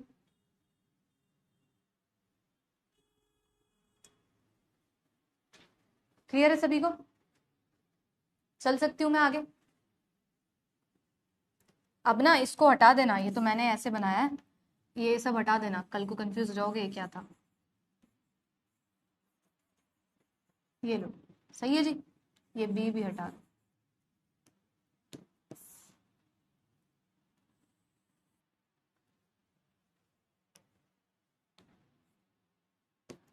चलो, सॉल्ट क्यों टूट क्यों रहा है, गम की बौछारें आ गई उस पर, गम टूट पड़ा है इसलिए टूट रहा है वो। अरे भाई कैसी बात करते हो, सॉल्ट क्यों टूट रहा है, सॉल्ट तो कंप्लीटली टूटता है, पहली क्लास में समझाया था, सॉल्ट स्ट्रॉन्ग इलेक्ट्रोलाइट होता है, कंप्लीटली डिसोसिएट होता है। तो ये भी आए भाई साहब टक्कर में, ये मैं भी डिसोसिएट होऊंगा, तो उसने अपना असर दिखा दिया, बोलता है मेरी प्रेजेंस में तू टूटेगा, ले बताता हूँ अभी। तो बस ये हुआ कि कॉमन आयन आया, कॉमन आयन की वजह से इसका डिसोसिएशन और कम हो गया, पहले गरीब था और गरीब बन गया, ले जाओ सिर्फ और का टक्कर। समझ गए बात, सॉल्ट का कंसंट्रेशन कांस्टेंट रहेगा ना, सॉल्ट का कंसंट्रेशन कांस्टेंट, कैसी बात कर दी भाई, सॉल्ट का कंसंट्रेशन कांस्टेंट, हाँ कह सकते हो।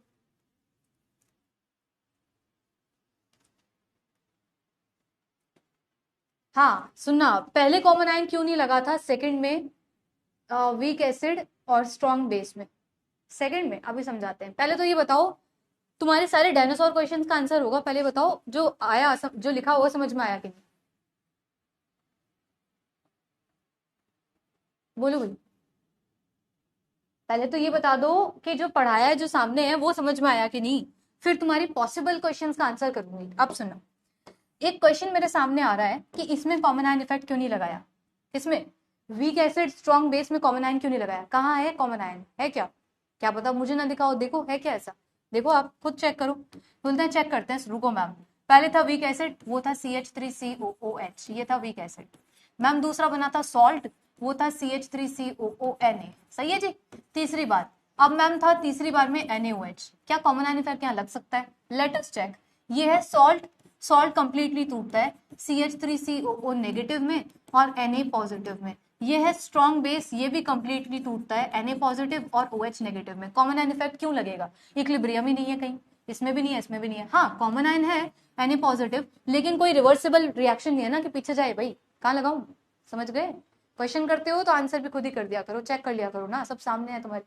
डन है भाई, कॉमन आयन इफेक्ट कहाँ लगता है, जहां इक्विलिब्रियम पीछे शिफ्ट हो सकता है, समझ गए भाई, वहां लगता है, यहाँ है ही नहीं, क्योंकि दोनों ही कैसे हैं, स्ट्रॉन्ग है। सॉल्ट भी स्ट्रॉन्ग, तो एक्सेस बेस भी स्ट्रॉन्ग था, ये जो बेस है ये भी स्ट्रॉन्ग है। किस किस को बात समझ में आ गई, सही है जी। चलो, और किसी का कोई डाउट, बोलो। कि अभी पढ़ाए, अभी तक पढ़ाए जितने भी पोर्शंस हैं सब में जाके चेक कर लो कि कहीं लग रहा था क्या ये कॉमन आयन, इसमें लग सकता था क्या कॉमन आयन, ये था HCl, वो था NaOH, NaCl बना, लेकिन फिर भी नहीं हो सकता, सही है। सॉल्ट डिफरेंट भी ले सकते हैं ना, तो वही तो कॉम्बिनेशंस बना रहे हैं कि पहला कॉम्बिनेशन बन रहा है आपके स्ट्रॉन्ग एसिड और स्ट्रॉन्ग बेस वाला, स्ट्रॉन्ग एसिड और स्ट्रॉन्ग बेस वाला, कॉमन एन इफेक्ट की बात ही नहीं है। इधर आओ, दूसरा बन रहा है आपका वीक एसिड और स्ट्रॉन्ग बेस वाला, इसमें भी कॉमन एन इफेक्ट की बात ही नहीं है। तीसरा केस आया बस हमारे पास में, जो आता है वीक एसिड वीक बेस वाला, इसमें ये आ सकता है कॉमन आयन, समझ गए, इसमें आएगा कॉमन आयन। क्लियर? भाई जिसको लग रहा है बहुत है वो जा सकता है, भाई मैंने तो बांधा भी नहीं है किसी को, है ना। जिसको लगे कि बहुत हो रहा है, इतना सा तो समझाया है जिसमें भी बहुत हो रहा है इनको। चलिए आगे, एक अगला केस, लास्ट केस सुन लो, वो तुम बता देना, ठीक है। एक लास्ट केस है जो तुम बता देना, ठीक है ना। हाँ एक लास्ट केस है, वो आप आंसर कर देना मुझे, ठीक है।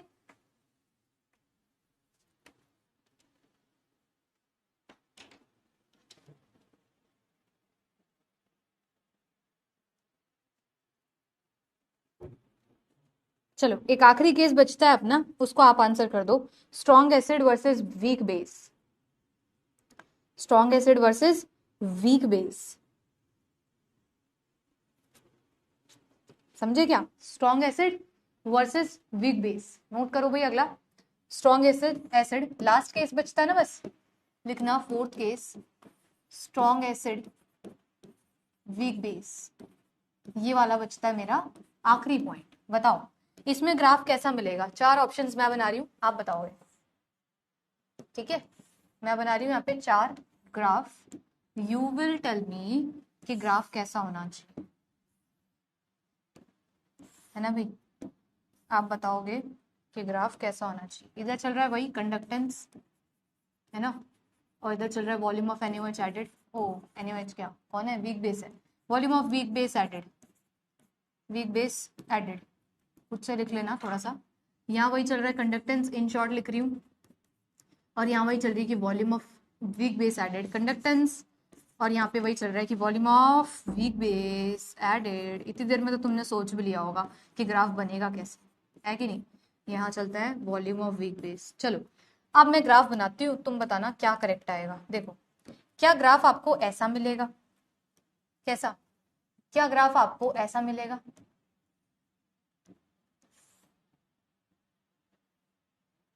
रुको रुक जाओ,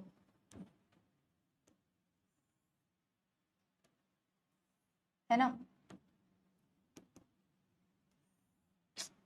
एक सेकेंड भाई, एक सेकेंड।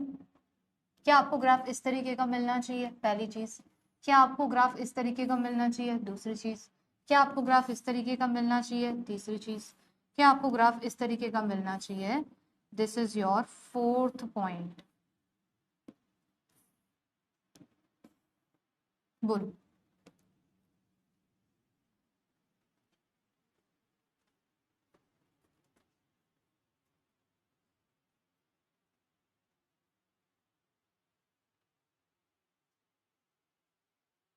हाँ अनुष्का बताएं क्या डाउट है, बोलो भाई कैसा मिलना चाहिए।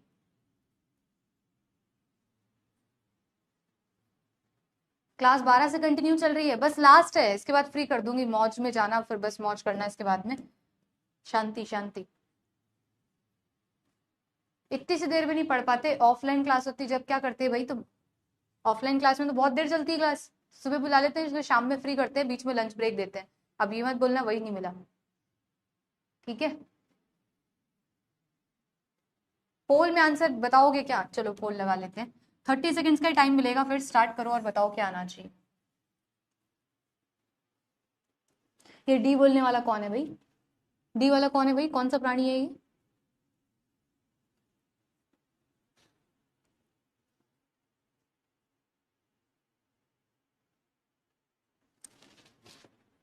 कल के लिए तैयार होना भाई, कल के लिए तैयार रह के आना, एकदम खाना पानी खा के आना, जो करना है। क्योंकि कल जो क्लास लूंगी, कल भी तुम्हारी वही जैन सर की क्लास होगी 12 बजे, 2 बजे मैं आ जाऊंगी, तो बीच में खाना खा लेना, है ना, क्लास के साथ साथ ही, या जैसे भी आपको मैनेज करना है प्लीज मैनेज कर लेना। क्योंकि कल की क्लास में PYQs भी करवाऊंगी, वैसे तो मैं खुद 4 से ज्यादा एक्सटेंड नहीं कर पाऊंगी, मेरी भी क्लास है अगली, लेकिन ना तो भी ऐसे जल्दीबाजी ना मचाना, कल अपना रेडी रह के आना पहले से, ठीक है। वीक बेस में सॉल्ट इक्विलिब्रियम आता है, बाकी कंडीशंस में क्यों नहीं? अनुष्का, बाकी कंडीशंस में है ही नहीं ना। वीक बेस क्या होता है? वीक एसिड या वीक बेस, ये जब तोड़ते हैं ना तो इनकी डिसोसिएशन को इस तरीके से रिवर्सिबल दर्शाया जाता है, बताया जाता है, रिप्रेजेंट किया जाता है कि जब भी कोई वीक एसिड होगा या कोई वीक बेस होगा, अगर ये टूटते हैं तो ये रिवर्सिबल साइन के साथ टूटते हैं, इक्विलिब्रियम के साथ टूटते हैं कि भाई ये चीज रिवर्सिबल हो सकती है। स्ट्रॉन्ग में नहीं होता ऐसा, किसी भी strong acid, strong base, salt, किसी में नहीं होता। ठीक है, ये बेस के कंडीशन में होता है या एसिड जो कि वीक होते हैं। अब करेक्ट आंसर कौन सा है? सी है ऑब्वियसली। 82% तक करेक्ट। ये कौन 3% जनता है जो इधर उधर जा रही है? ए पे भी जा रहे हैं, पिट जाओगे भाई। अभिजीत का आंसर सही है, मेघा का सही है आंसर, सुदीप्ता का आंसर करेक्ट है, प्रीति का करेक्ट है, पूर्विका का, पवन जी का, चिन्मय का आंसर करेक्ट है, अमन, दो अमन और स्नेहा का आंसर एकदम करेक्ट है। चलो भाई बहुत बढ़िया। जो करेक्ट आंसर है खुद से ही आंसर लगा गए, सी। मैंने तो कहीं सी लिखा ही नहीं, हो सकता है ना ये बी हो। अब क्या करोगे? हो सकता है ना ये बी हो, मैंने तो कहीं लिखा ही नहीं सी। लो ये बी है। अब तुम्हारा आंसर उलट पुलट हो जाएगा, ये सी और ये डी है। समझ गए? अब मैं ऐसे कर दूं तो, है ना, इसलिए मैंने एबीसीडी कहीं लिखा ही नहीं और ना किसी ने बताया मुझे।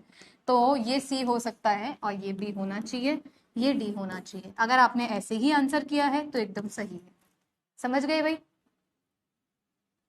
अगर ऐसे ही आंसर किया है तो एकदम सही है ना? चलो सुनना, क्यों?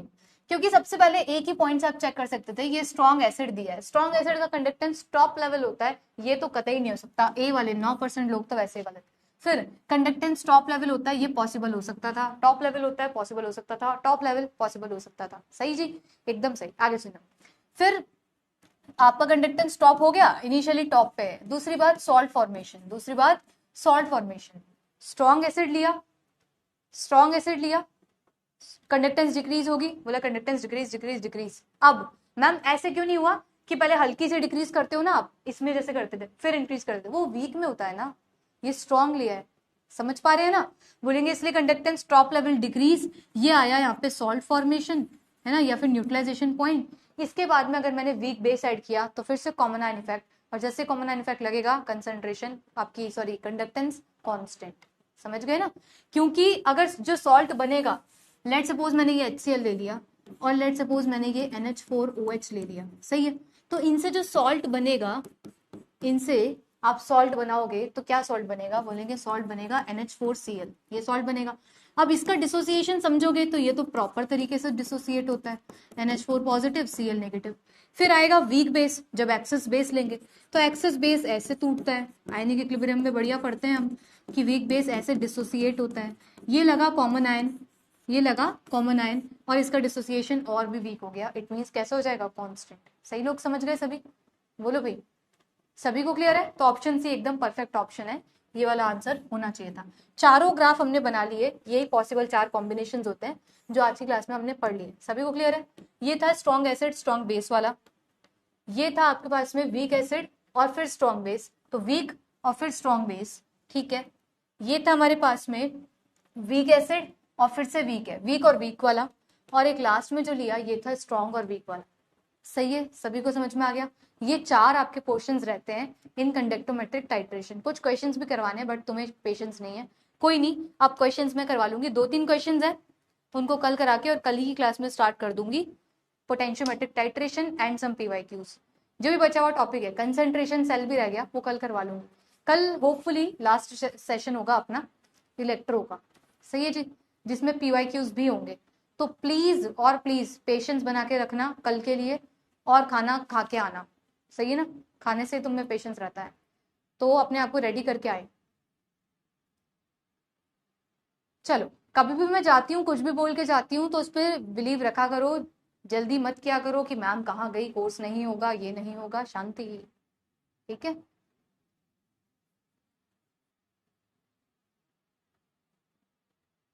अच्छा, चलो ठीक है, तो मिलते हैं फिर कल, है ना, सेम टाइम पे मिलेंगे 2 बजे, रेडी रहना। ठीक है जी, और हाँ पूरा रिवीजन करके आना, क्योंकि पीवाईक्यूज करवाऊंगी तो मुझे चाहिए पूरा रिवीजन। प्लानर में आपकी क्लास क्यों नहीं है? क्योंकि एक्स्ट्रा क्लास चल रही है नीरज। जाओ भाई, जिसको जाना जा सकता है अब।